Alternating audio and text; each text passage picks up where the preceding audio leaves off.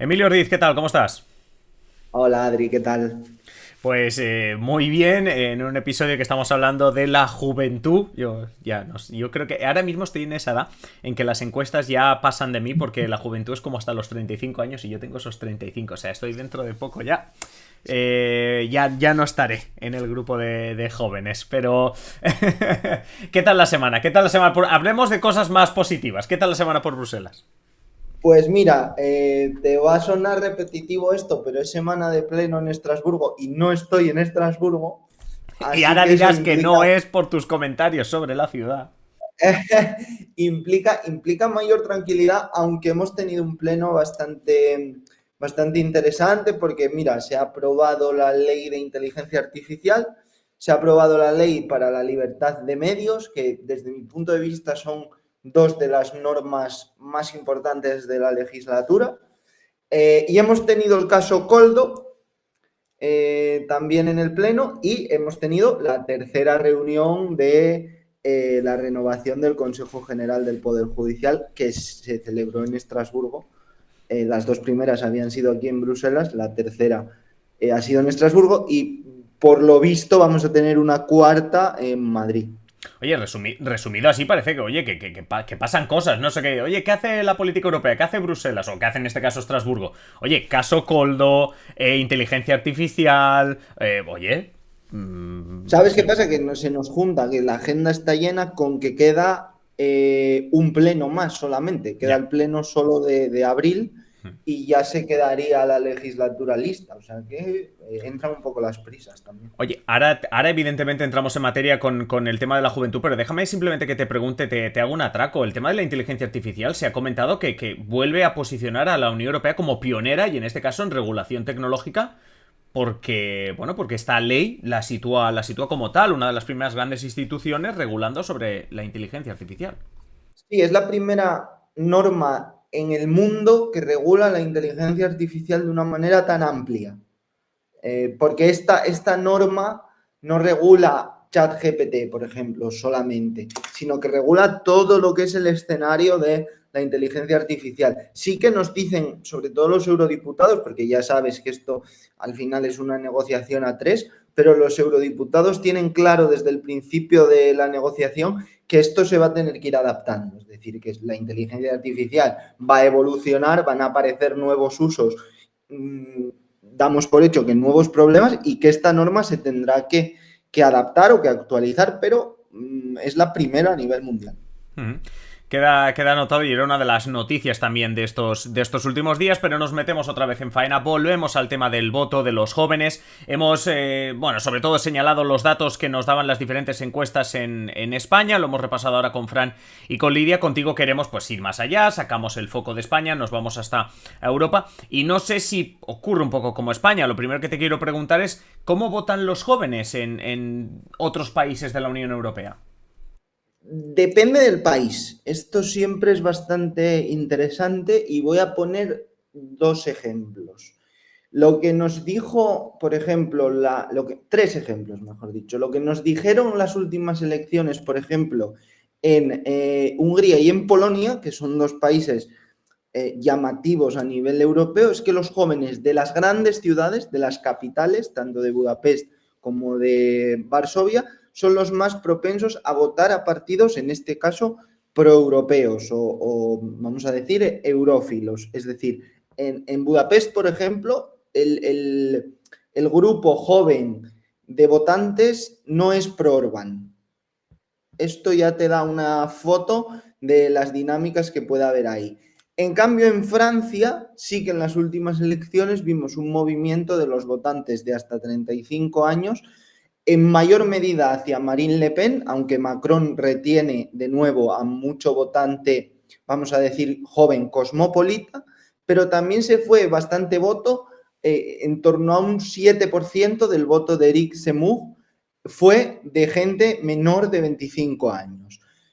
Esto que nos dice que normalmente los jóvenes suelen votar, y en España también se puede intuir, suelen votar a partidos nuevos. Pasó con Podemos en su momento, pasó con Francia y Sumisa y pasó con Syriza en Grecia. El primer auge de Syriza engarzado con el tema de la crisis financiera, vino por un impulso fuerte del voto joven.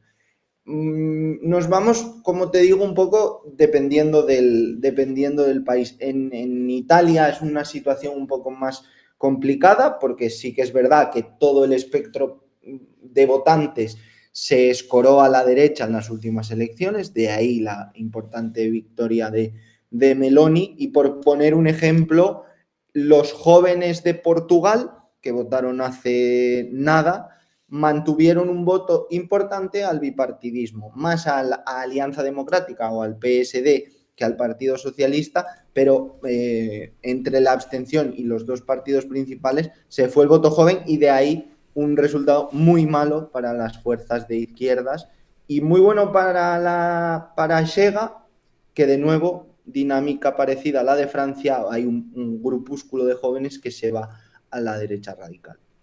Dicho de otro modo, Emilio, acabas de hacer un homenaje al desaparecido Pau Donés y a Jarabe de Palo con un depende, porque cada país es una realidad completamente distinta. Sobre todo me quedo con esto también de Portugal cuando has hablado del bipartidismo, así que interesante. Oye, una cuestión, hemos hablado de diferentes países. Claro, también te quiero preguntar, a menos de 3 meses, por las elecciones europeas, pero antes me gustaría saber si la Unión Europea al final es atractiva para los jóvenes. Te explico, sobre todo lo veo en redes sociales. La Unión Europea siempre haciendo campañas para que la gente vote, por favor, participar. Lo veo muy activo en redes sociales, que la relacionamos siempre con los jóvenes. Pero no sé, Emilio, ¿la Unión Europea llama la atención a los jóvenes? Los datos nos dicen que sí.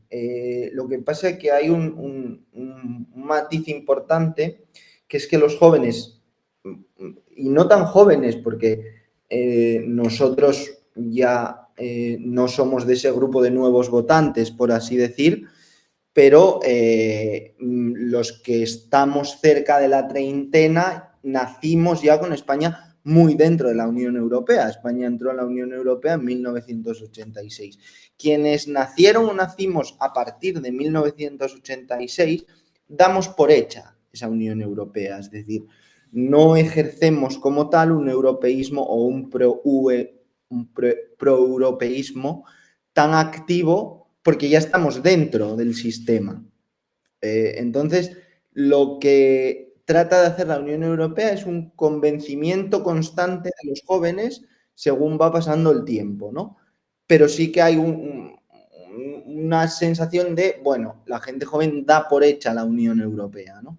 Entonces, ¿es atractiva? Sí, pero un poco por inercia.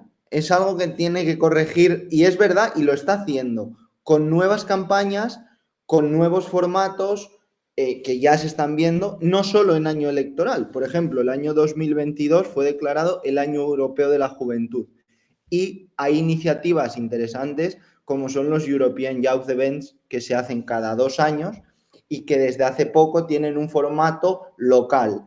¿Qué quiere decir este formato? Que cada año viaja ese evento a 2 ciudades medianas en uno o en 2 de los Estados miembros. De esa forma, pues bueno, como digo, se trata de vencer a esa inercia, a esa sensación de que ya está todo hecho, ¿no?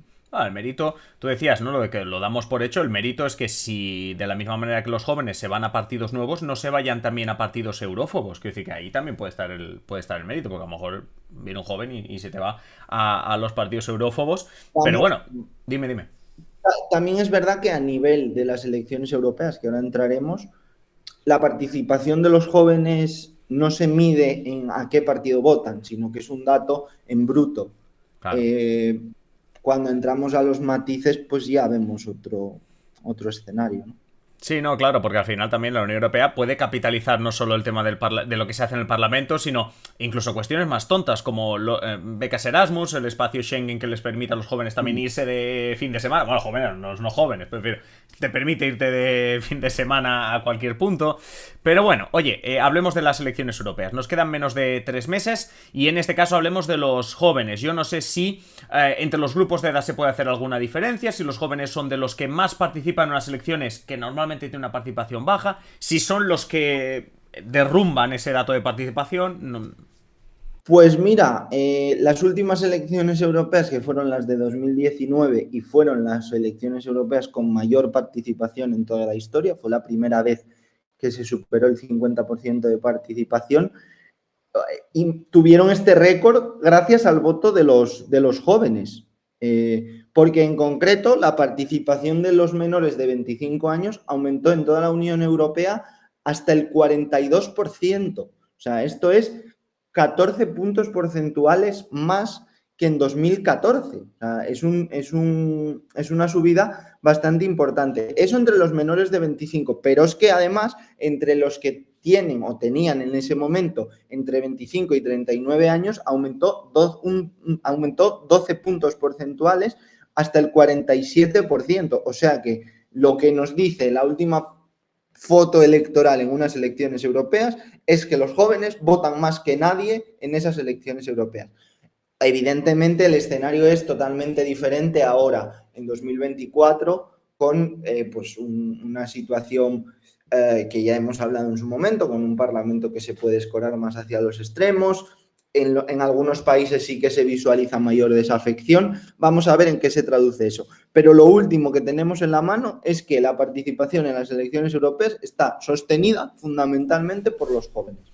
Bueno, pues nos quedamos con eso, pero seguimos con el tema de las elecciones europeas porque hemos decidido, a falta de estos menos de 3 meses para que se den estos comicios, el 9 de junio aquí en España, iniciar dentro de tu sección una mini sección, a la cual ahora no tengo mini sintonía, pero te voy a traer mini sintonía un día de estos.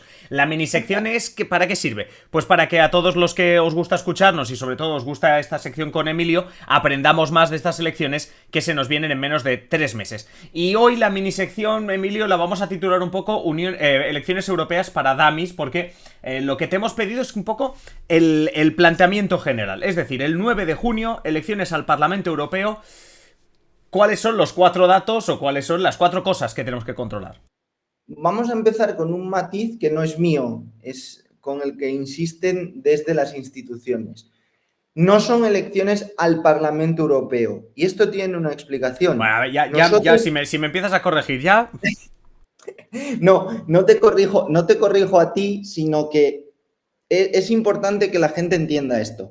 Votamos los eurodiputados, pero las elecciones no solo sirven para elegir a la constitución del nuevo Parlamento Europeo. ¿Por qué? Porque de ese Parlamento Europeo derivará una elección de la Comisión Europea o de la presidencia de la Comisión Europea y más indirectamente de otros altos cargos como pueden ser el presidente del Consejo Europeo o el alto o la alta representante, que ya entraremos en las quinielas y en todo lo que más nos gusta a los cafeteros. Entonces, del 6 al 9 de junio, elecciones europeas. ¿Por qué en 3 días? Bueno, porque España vota el domingo 9 de junio, pero hay otros países que no. Por ejemplo, Bélgica vota en diferentes días, en 2 días, Italia vota en 2 días, Malta vota el 6 de junio, es decir, cada Estado miembro tiene su normativa electoral. Esto es importante, no hay una normativa electoral general, sino que hay 27 elecciones diferentes bajo 27 normativas electorales diferentes y bajo 27 sistemas electorales diferentes. Se eligen muy rápido 720 eurodiputados, es decir, hay un aumento de 15 eurodiputados respecto a los que hay actualmente. Se elegían en la última, digamos, en la última reforma. Después del Brexit se quedó en 705 eurodiputados, ahora nos vamos a los 720. Para lo que nos interesa, España gana 2 eurodiputados, pasamos de elegir 59 a elegir 61. Y en julio tiene lugar la sesión constitutiva del nuevo Parlamento Europeo. ¿Qué es importante tener en cuenta? Bueno, esto puede cambiar, pero de momento hay 7 grupos políticos en el Parlamento, ahora mismo. Repito, esto puede cambiar. ¿Cuál es el orden actual en la Eurocámara? El Partido Popular Europeo es el grupo con más eurodiputados, tiene 176. La Alianza de Progresistas, de Socialistas y Demócratas, S&D, para quedarnos con las siglas, SID, tiene 144, es la segunda fuerza, los liberales de Renew Europe la tercera con 102, después están los verdes, que incluyen, ya entraremos en el matiz, pero incluyen a The Greens y a EFA, que son dos patas distintas, tienen 71 eurodiputados, y luego ya nos vamos a los dos grupos de derecha radical, Identidad y Democracia, que tienen 64 eurodiputados, para que la gente se sitúe, es el grupo que fundaron en su momento Marine Le Pen y Matteo Salvini, y tiene 64 eurodiputados también el grupo de conservadores y reformistas europeos, que es el que lidera Giorgia Meloni y es donde está Vox, para que la audiencia española también se sitúe. Y luego ya nos queda la izquierda, The Left, donde, por ejemplo, está pues, Podemos o los Comunes, que tiene 38 eurodiputados. Y la gente se preguntará, ¿y dónde está Carles Puigdemont o dónde está Toni Comín? Que esto siempre es una pregunta bastante recurrente. Pues están en un grupo que se llama el grupo de no inscritos, es decir, no están asociados, o su partido, en este caso Junts, no está asociado o no está dentro de ningún grupo político. Pero ¿quién está también en no inscritos? Que esto es importante. Ahora mismo Víctor Orbán, Fidesz, los eurodiputados húngaros, no tienen grupo político porque fueron expulsados del Partido Popular Europeo. Claro, esto sirve ahora, después del 9 de junio probablemente no, porque se van a rehacer los grupos políticos. Pero esa es la foto actual y, por cierto, ya para cerrar, preside el Parlamento Europeo una maltesa, que es Roberta Metsola, que es la tercera presidenta en la historia del Parlamento Europeo después de Simone Veil y de Nicole Fontaine. Así que esta es un poco la foto. Oye, añado una anécdota, la preside por el fallecimiento repentino de David Sassoli, ¿puede ser? ¿Me estoy equivocando? De David Sassoli, David Sassoli, ¿verdad? Sí, y normalmente, esto ya lo veremos, pero normalmente la presidencia del Parlamento Europeo cambia cada 2 años y medio, por acuerdo entre los grupos políticos, así que lo normal, si nada cambia, parece que va a seguir Metsola, podría no hacerlo, pero parece que va a seguir Metsola el inicio de la legislatura, o sea, digamos de finales de 2024 a mediados de 2027, más o menos, y a partir de ahí otro presidente o presidenta. Pues ya tenemos los 4 datos básicos, como decimos. Parece que falte mucho, pero menos de 3 meses para las elecciones europeas, que os vamos a comentar cada semana en esta mini sección, a la que, bueno, evidentemente todos podéis proponernos en redes sociales alguna sintonía, pero que le buscaremos alguna mini sintonía para hacerlo un poco también. O incluso preguntas, que aquí estamos para resolver dudas. Por supuesto, es decir, podéis hacernos llegar tantos vuestras dudas, preguntas para preparar esta mini sección, como evidentemente algo más absurdo quizá, que es las ideas para mini sintonía.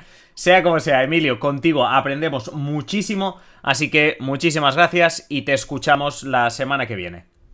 Gracias, Adri.